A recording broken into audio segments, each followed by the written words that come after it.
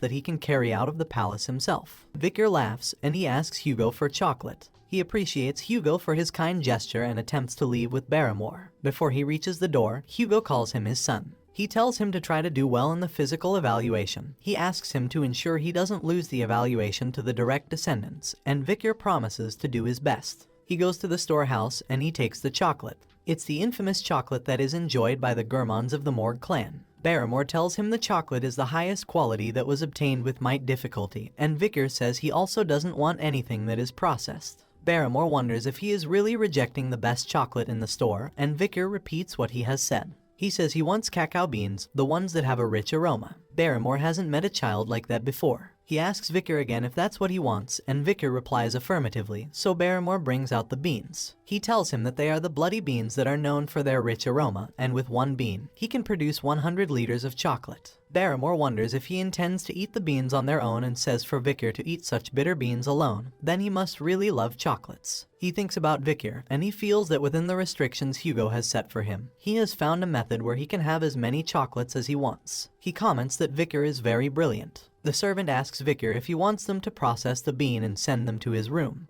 but he says there is no need for that. He says he will take the beans as they are. At that point, Barrymore assumes he isn't intending to use it to produce unlimited chocolates. He wonders if Victor has a peculiar taste. However, what they do not know is that Victor doesn't want to eat the chocolate. His main aim is to use the bloody beans during the practical examination within 5 days. He knows that on that a huge catastrophe would occur that has never happened at the Baskerville clan before. In their world, the Baskerville family is referred to as the Berserker family, and the children from the family are put through thorough early education. When the kids can take their first step, they have to run up a steep mountain for their basic stamina, and except for the allocated times, they aren't allowed to lie down or be on their stomachs. When it's time to sleep, in order for them to adjust to tough environments, they sleep alongside a monster corpse. When that period ends, they are 8 years old. The young hounds will start their deadly evaluation. This is what caused the Baskerville family to be called the Berserker family. The practical evaluation is a survival examination. And that day, in a mountain that is located on the outskirts of the territory filled with monsters, the young hounds gather there. It's the La Rouge-et-Le-Noir mountain. Their instructor, called Shadow Dog, Pavlov Van Baskerville, welcomes them, and he tells them the basic content of their physical evaluation is simple. He tells them they need to survive on the mountain for a month, and they will need to hunt large and strong monsters. He claims they have to be mindful of the two conditions, and they should also survive. The point for being successful at surviving is 10 points, and if any of them survive without becoming disabled, he will also get 30 points. If any of them fails other young masters and survives, he will get 50 points. If anyone survives after defeating a monster, then the point increases to 70 points. He tells them that if any one of them fulfills all the conditions he has mentioned, then the person will get 90 points. Additionally, if any one of them steals the badge that is given to them all from someone else, then additional points will be given to the person. If a person dies, he gets 0 points and there are no 100 points. Ending his speech, he asks them to remember Hugo's teaching that a swordsman dies the moment they become arrogant.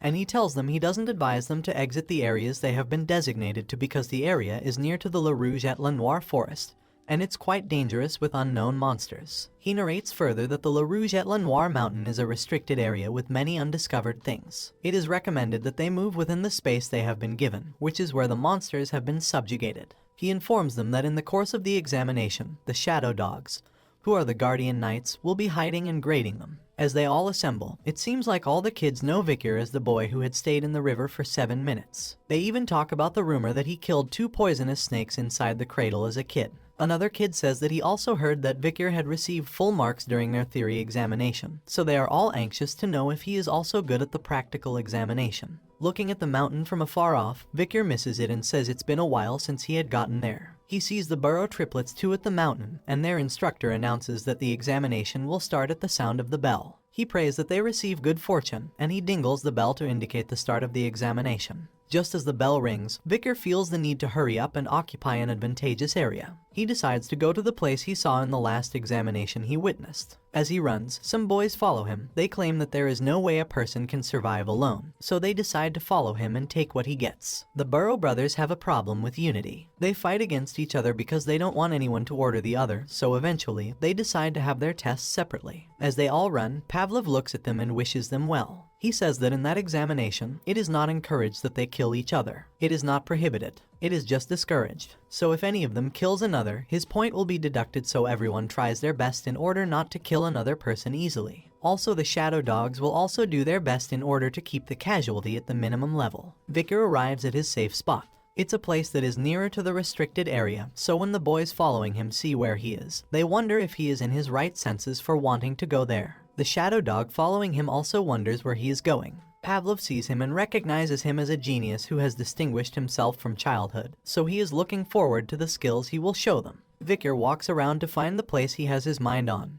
He touches the ground and he sees that it is soft, so he says he is fine with the ground being soft. He says that since he has decided that's where he will be living for the time being, he needs to relax and take a break. The knight overhears that and wonders what he is doing while the other students are trying to survive by killing monsters. Vicar removes his clothes and he brings out firewoods. Vicar sleeps that night. For several days, the knight keeps watching him. He gets exhausted thinking about how long it has been since Vicar has rested while digging a hole. He says that besides resting and digging holes, the only thing Vicar does is hunt for food or gather equipment. He wonders if Vicar is planning on hiding there forever. He wonders if the rumor about Vicar being a genius is fake. He eventually decides that if Vicar is just going to hide, then there is no reason for him to keep observing Vicar. He leaves and Vicar notices he has gone. He enjoys camping outside because it reminds him of the old days. He remembers his old life and how his subordinate had told him that cacao beans are used to make fish smell less fishy, and bloody beans that have a high concentration of cacao are the best ones. He throws some of the beans into the fire. Now that the person interfering in his program has gone, and he has also finished everything he needed to prepare for the coming days, he decides to start his hunt.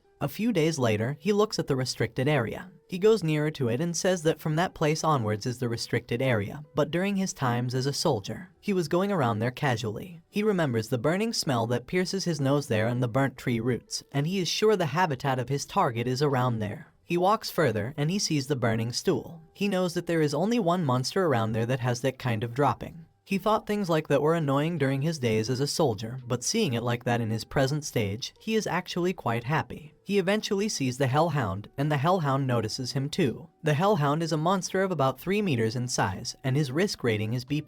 His state of discovery is at the second ridge of the La Rouge et La Noire mountain. It is a dog from hell and a monster that brings horrific disasters to those who encounter it. Also, once the monster beats you, you can't survive. The flames that come out of the monster's mouth and eyes are extremely gaseous, and they trigger sparks. He is the lookout monster that swallowed the hellfires of the oil world. He was barely able to defeat one alone at the age of 18 in his past life, and of course, the fact that he is just 8 years into this life means it is impossible for him to defeat it alone. However, he knows a way where even a child can take on a hellhound. He jumps to fight, knowing the first weakness of a hellhound, and the weakness is that they can only move in a straight line. They find it difficult to suddenly change directions, and their second weakness is that although that's strange, but lookout monsters are unable to cross water, even if it may be a very shallow depth of water. So he brings out a bottle of water and he pours the water. He knows that water shows down the hellhound significantly, so it will move forward while exposing the weakness of all the canine monsters. It turns out that while running with their mouths open, chocolate is poison to them, and if you throw a chocolate bean at them, they will get poisoned immediately. He poisons the monster while he is running and says that if a bloody bean can make 100 liters of chocolate, it's obvious what it will do to a monster. He laughs that he guesses that even a hell of hounds can't win against chocolate. When the hellhound is poisoned by chocolate, the chocolate affects his stomach and heart, but his hard ribs protect those parts. So he has to aim for a weak spot where the ribs aren't present, so he brings out his sword. And the answer to that is if he attacks the kidney. He stabs the monster's kidney and some blue energy emits. He explains that when you catch a monster, an energy called XP or karma accumulates in your body,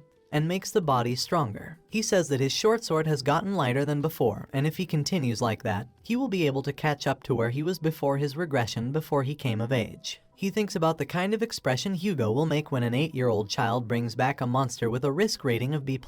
With just the hellhound, he has secured the position of first place in the test, and he has already decided on the reward he will ask for when he secures the first position. He plans that he will ask for an enormous reward that he would never have dreamt of in his previous life. He will take the most valuable thing which no one in their era really knows of for himself. As he enjoys thinking about his future, he hears sounds, and when he turns, he sees some hellhounds coming toward him. He assumes that the other members must have heard the cry of their dead colleague. He asks them if they are there with the intention of avenging for their kind. He comments that it is a heartwarming gesture, but they have only come to die because he didn't plan to come there and kill just one of them, so they should come at him as he still has a lot of beans left. He sees that the monsters are terrified, so he asks them if they are scared of an ordinary 8-year-old boy. He recalls that hellhounds will never submit to their prey even if they were to die, so he wonders if there is another threat, which is why they are all scared to come near him. He turns to his back, and he sees another monster. He recognizes the monster as a Cerberus, and he knows that a Cerberus has a risk rating of a plus. He knows that a Cerberus stays at the 7th ridge, so he wonders why the monster is at the 1st ridge. He looks at the monster again, and he sees that it is bleeding. He gets a closer look, and he realizes that the monster has multiple arrows stuck in its body, and he has other injuries too, and he assumes that someone was trying to hunt the monster. Thinking about who they can be, he knows that the barbarian tribe's territory is right across the mountain, and if the monster has come all the way to the 1st ridge, it means they are chasing him anyway. He feels it is his chance to kill a better monster. It's an injured A+ monster, so it won't be too difficult, and he has to kill it no matter what. It turns out that Vicar has been hiding his power back at the Baskerville household. The power he was hiding includes that he has reached a high level of expertise as a sword expert, and he has also mastered the Baskerville 3rd technique. He had already reached levels that other hounds would only be able to attain when they turned into adults. He runs to kill the monster, and despite that, he knows how risky that can be. He encourages himself that he can do it. He motivates himself that it is an injured Cerberus and it is doable for him. Before Vicar's regression, he has refined his swordsmanship through the war with the demon clan to the point where there was no sign of unnecessary movements to his techniques. Also, his body has been strengthened by the river Styx, and all the weapons he possessed was working well against the injured Cerberus. Unfortunately, he had only thought his weapons were working well, so he had let his guard down. However, when he lets his guard down and allows the Cerberus to use his claws, the Cerberus attacks him and he falls down.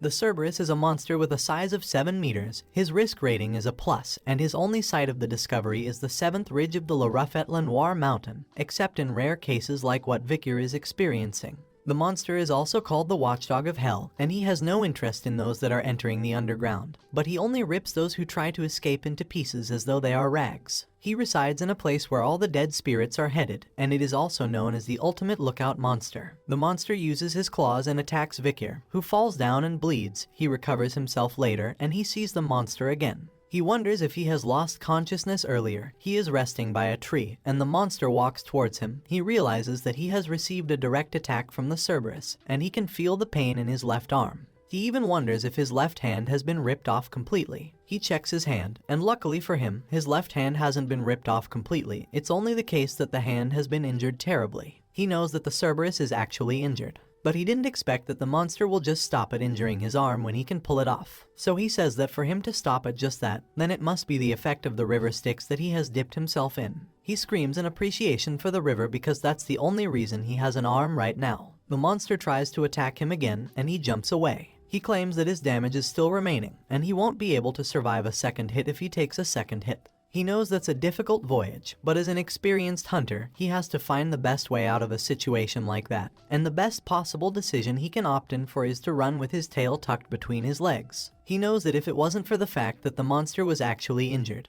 he would have been torn apart already, so he has to thank the barbarians tribe that is over the mountain. As he runs, the monster chases him. He keeps running, having in mind that if he gets past the iron fence, he will be out of the restricted area. As long as he can get to that safe place, then you can call it his win.